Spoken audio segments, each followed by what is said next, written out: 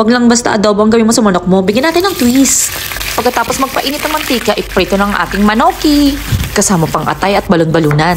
Habang nag-aantay tayong maprito, umpisahan natin sa paghihiwa ng patatas. O diba, satisfying ang pag-shop? O ako lang yun. Isunod naman natin ang Indian banana. Gulat ka, no? May saging tayo. Hintayin mo lang kung anong gagawin ko dyan.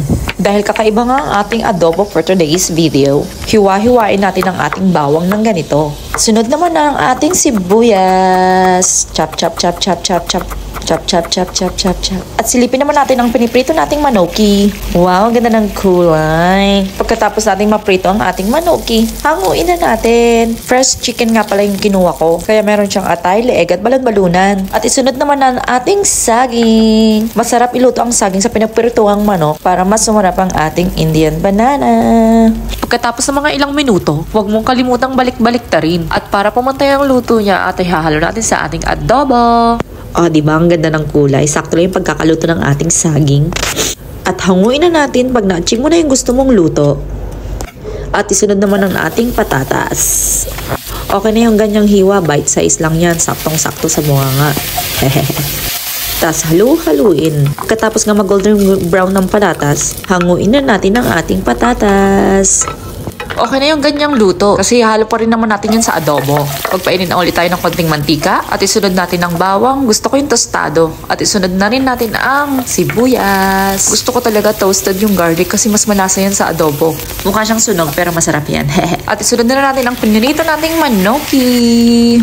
Lagyan natin ng buong paminta, turog na paminta, oyster sauce, and ang jowa mo. Mas maraming toyo, mas masarap. At mix all together.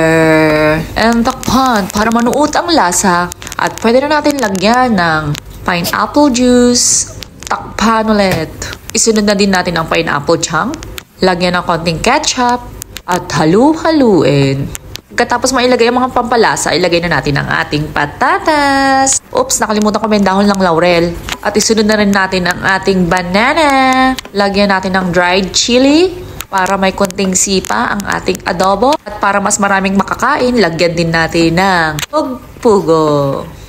And mix all together. Ay, nakalimutan ko pala lagyan ng siling haba. Optional lang naman yung pang-toppings ng sili. Para lang sa video yan. Char!